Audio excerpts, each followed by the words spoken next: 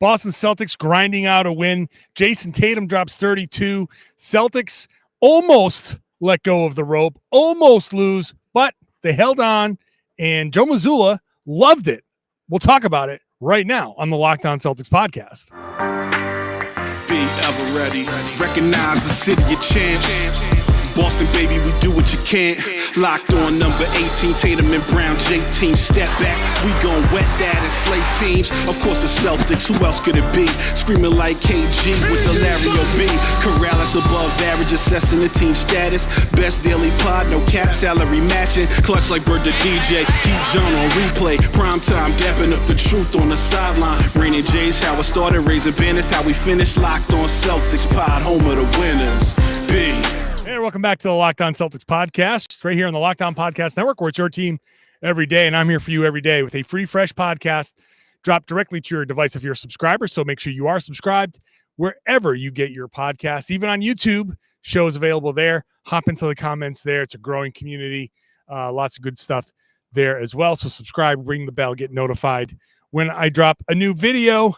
I'm John Karalis here at the TD Garden after the Boston Celtics 107-99 win over the Chicago Bulls. Thank you for making the show your first listen, by the way. Love that people come up to me here at the Garden. This is not my green screen. This is an actual, that's the Garden. That's the floor. That's where the Celtics won this game. Also, by the way, today's show is brought to you by PrizePicks. PrizePicks is daily fantasy made fun and easy. First-time users can get a 100% instant deposit match up to $100 with the promo code Locked On. That's PrizePicks.com, promo code Locked On. So, Celtics get this win. Robert Williams started. Later on, I'll talk about just the grind out nature of this win and kind of why a win like this is actually important for the team, even though we love to complain about wins lately. Because the wins haven't looked particularly great. We're used to wins looking fantastic, amazing, just like the first couple months of the season. And it's not looking like that now. So now we're looking at, hey, we've seen what this team is capable of. We want to see the wins like that. Whatever they look like, whatever they used to look like, we want to see them.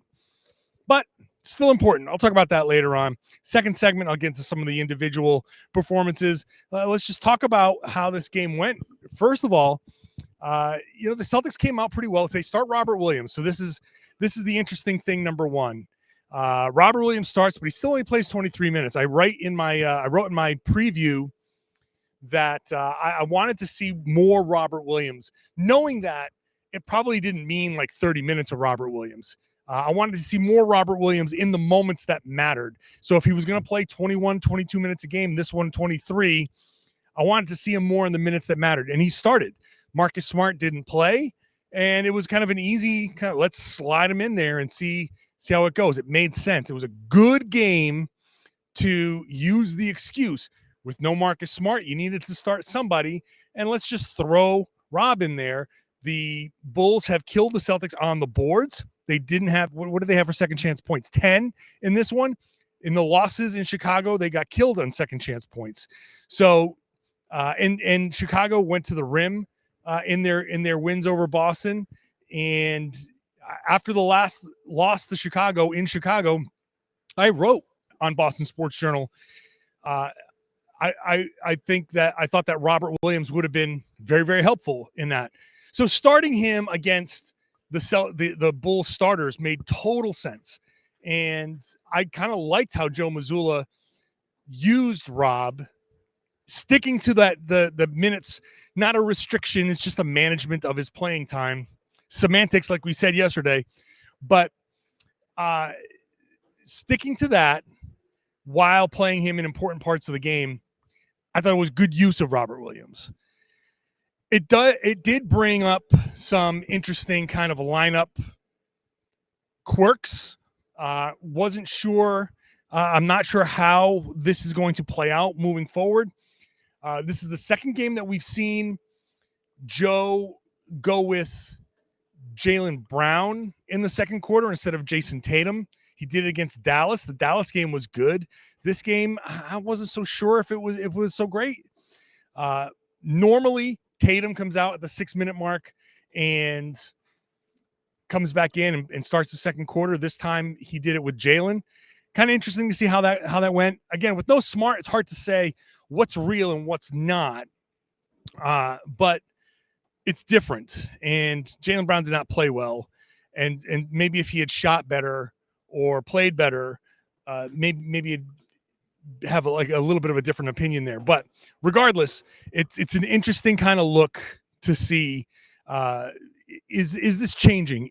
Are they using Tatum and Brown a little bit differently lineup wise? But regardless, Rob comes in. They start off the game pretty well. Third quarter, Jayson Tatum takes over. Celtics, I thought it was just kind of it just kind of felt like a 10 to 15 point lead throughout most of the game. The Bulls made a run in the second quarter. They took a lead. It was somewhere around like 43, 42, I want to say. But the Celtics made a run and got it back. So it wasn't really a wire-to-wire win, but Chicago led only briefly. I thought in the fourth quarter, the Celtics got away from the stuff that worked. And this is kind of like what we were talking about yesterday in the third segment. Celtics went up 15. And I've got to give the Bulls a ton of credit here. I 100%, and maybe the Celtics fell into this trap too, I 100% thought if the Bulls got down by 15 in the fourth quarter, they were going to lose by 30. And maybe the Celtics thought that too, because the Bulls came in without they lost DeMar DeRozan in the third quarter, but they came in on their third game. This was their third game in 4 nights.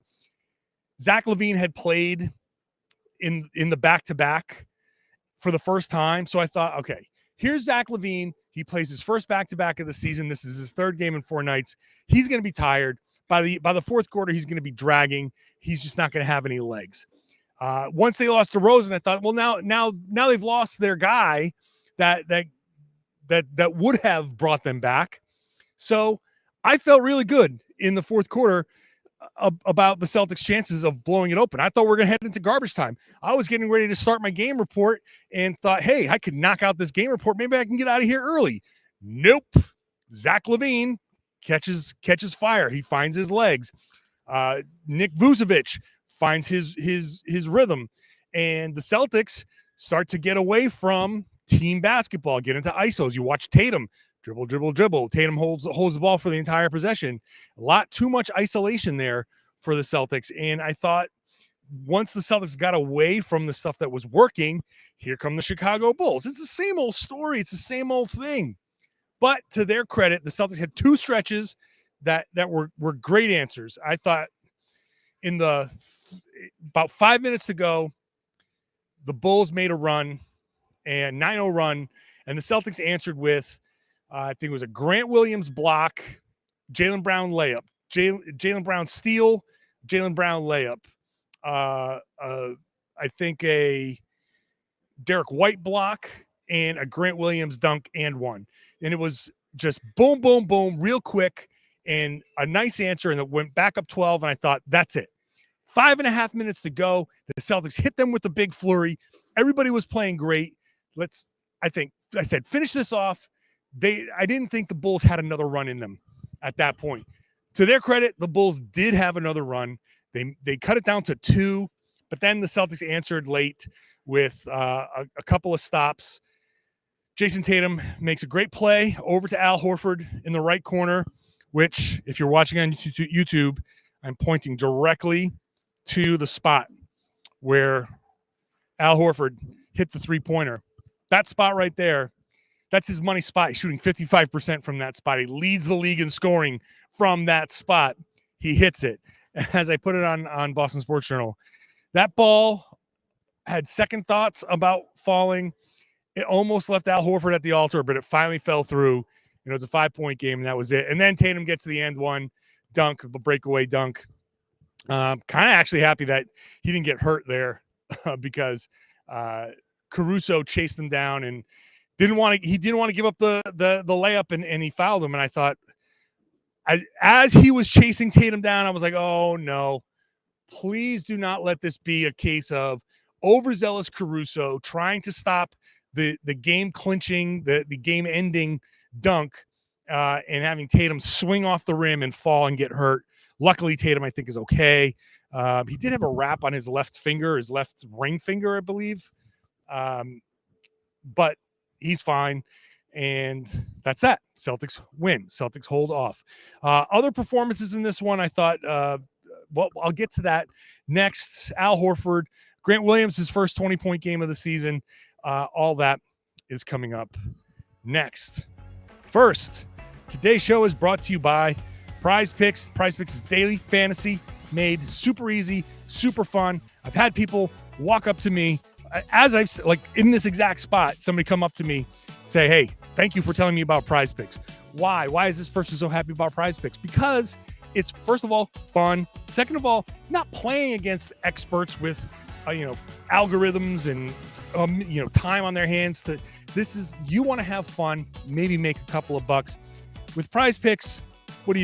You pick 2 to 6 players, and do they score more or less than their PrizePicks projections? If you get it right, you can win up to 25 times your money on any entry. And this goes for players in every sport, basically any sport that you can think of. All the major pro sports, all the college sports. They even have disc golf and cricket and MMA and NASCAR and esports. Entries can be made in 60 seconds or less. Super easy. Safe and fast withdrawals. That's important. When you win, you want your money, right? Currently operational over 30 states and Canada. So download the PrizePicks app or go to prizepicks.com to sign up and play daily fantasy sports. First-time users can get a 100% instant deposit match up to $100 with the promo code LOCKEDON.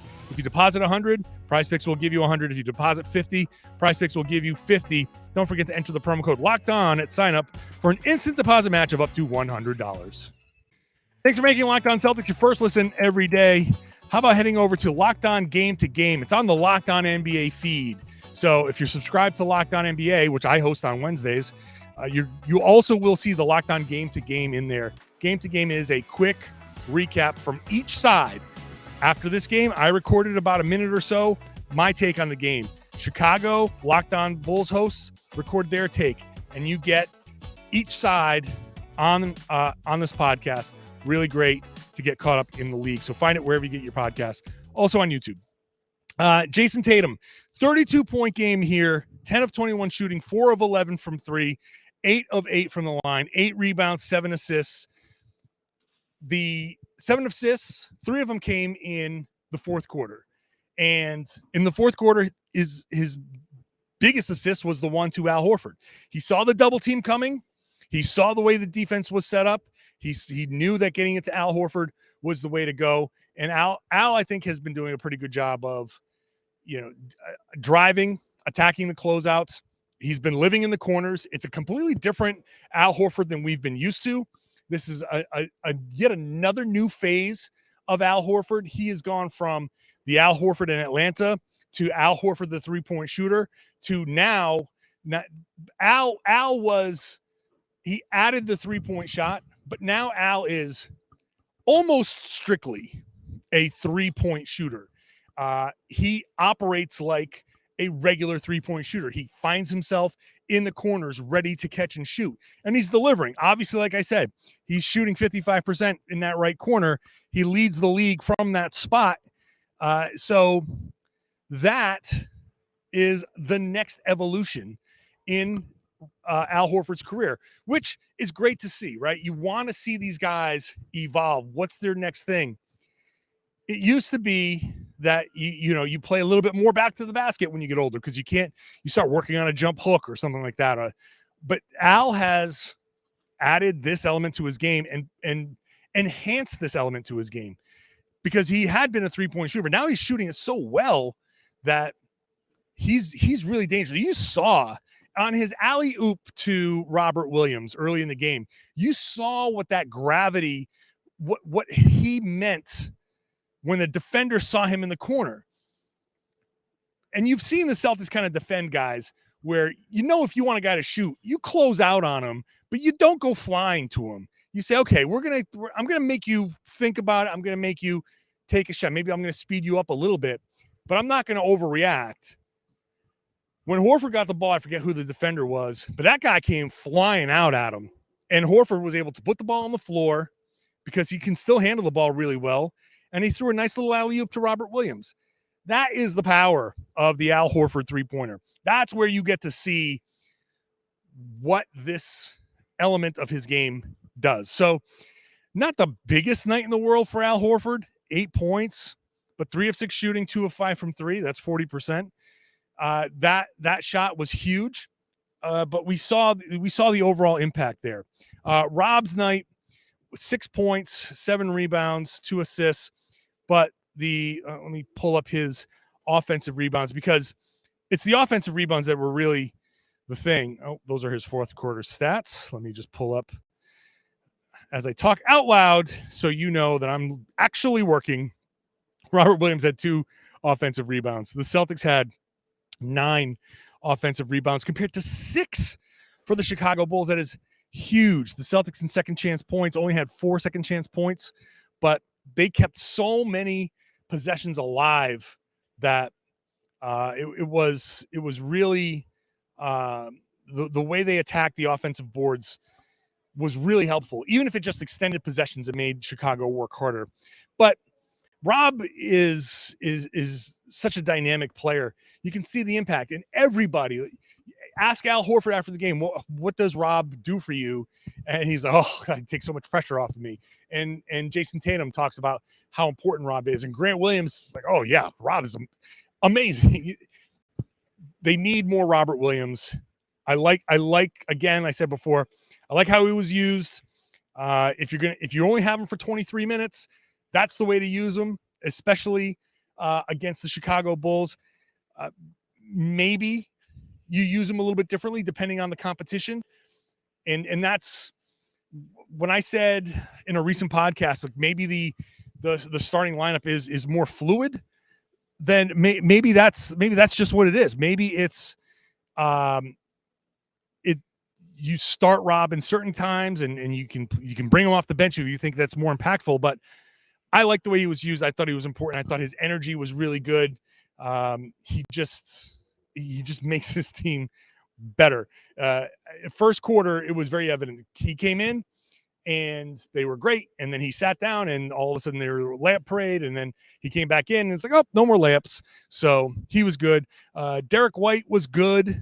He had a bunch of block shots in this one. Okay, he was only down for 1, but I thought he had more. But he once again had another good defensive game. 3 of 9, 0 of 3 from 3. That's less than encouraging, but hey, that's going to happen. The Celtics again didn't shoot well from 3. 11 of 41, 26.8%. A lot of these 20% games shooting wise, but winning a game when you shoot 27%, that's big. The Celtics finding a way to win, that's important. Jaylen Brown, I think it was generally a bad game. Aside from that one fourth quarter stretch, I mean, he had some good drives and was attacking, but aside from that fourth quarter stretch where it was like layup, steal, layup, great defense, I thought Jaylen I thought maybe he looked a little too much for his own offense, a little bit. That's disappointing to see Peyton Pritchard only get 3.5 minutes. I thought this was going to be a big game. I'll talk about Grant Williams in a second. I thought Peyton Pritchard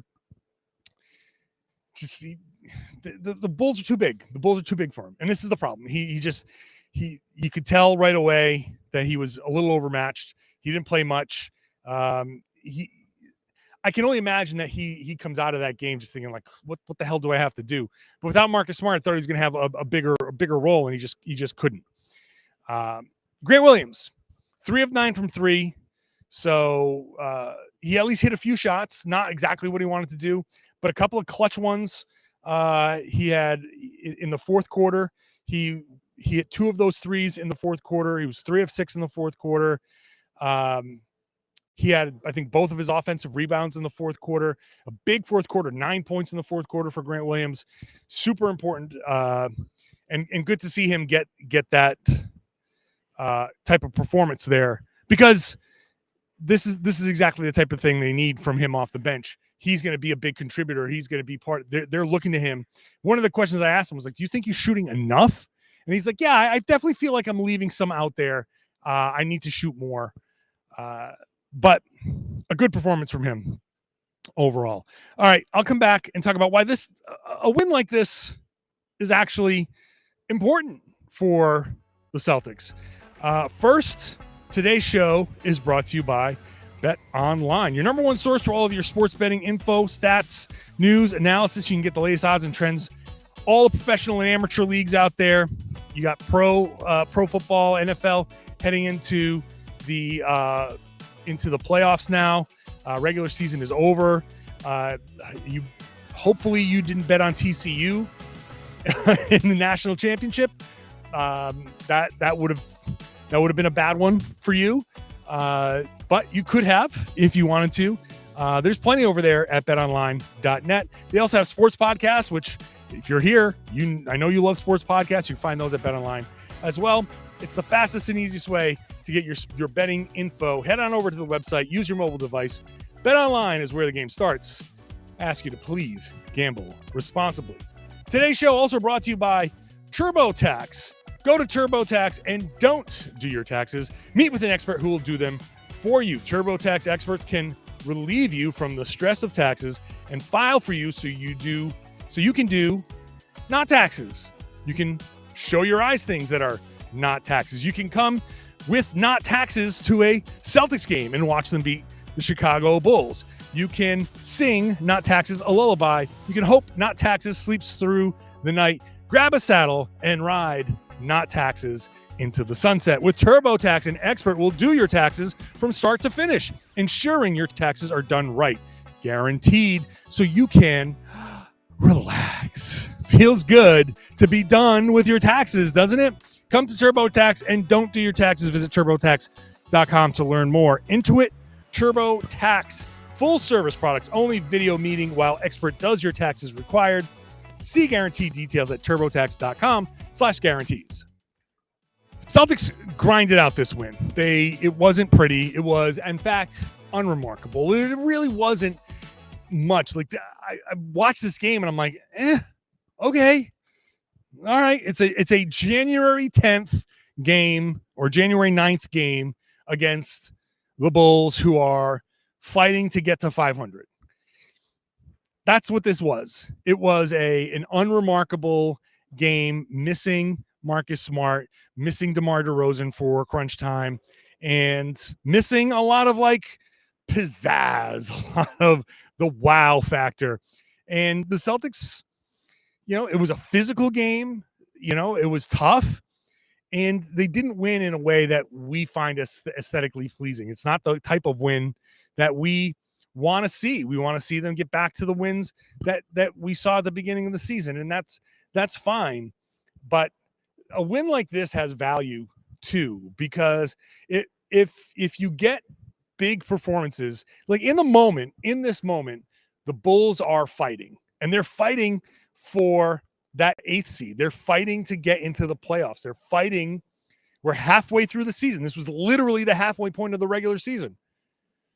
The Bulls are trying to resuscitate a season that they found promising. Now, on the outside, we can sit there and be like, well, we knew the Bulls weren't going to be a top 4 seed or a top 5 seed, even 6, 7, 8. That's kind of what 6 was the high side of what the Bulls were going to be. They're not that far off from what we thought that they would be. However, they had promise, and they feel like they've got talent, and they do have talent. They fought hard. Zach Lavine caught fire. A star player who we thought was cooked in this game caught fire and tried to will his team back to a win and almost did it.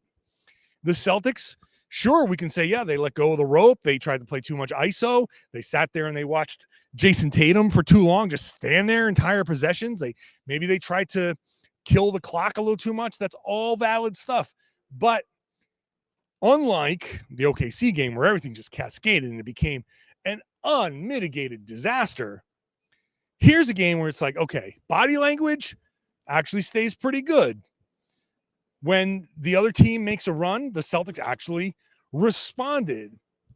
They fought through and they won the game. Jayson Tatum didn't try to take, go 2-on-1 or 1-on-2. He's not two people. He went against two people. He didn't try to force anything. He gave the ball up, made the right play. Al Horford hit the shot. That type of stuff is important.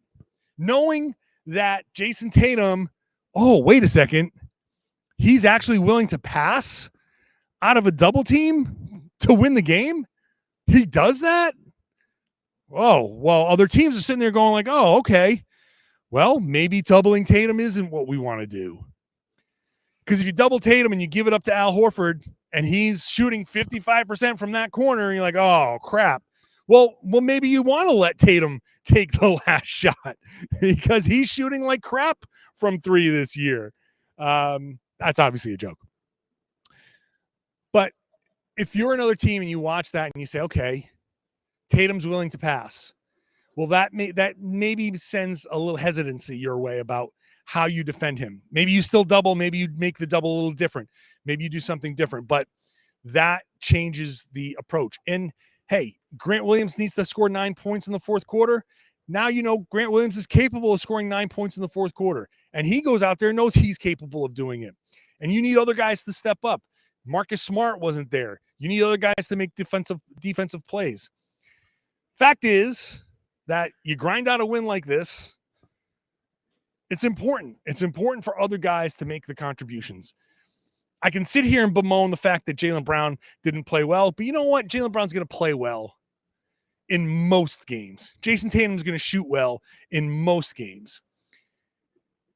So getting that three-pointer from Horford, getting defensive plays from Derek White, getting the assists, the 25 assists spread throughout the entire starting five, getting Grant Williams to score 20 points off the bench, that is all important stuff. So, yeah, I would love for each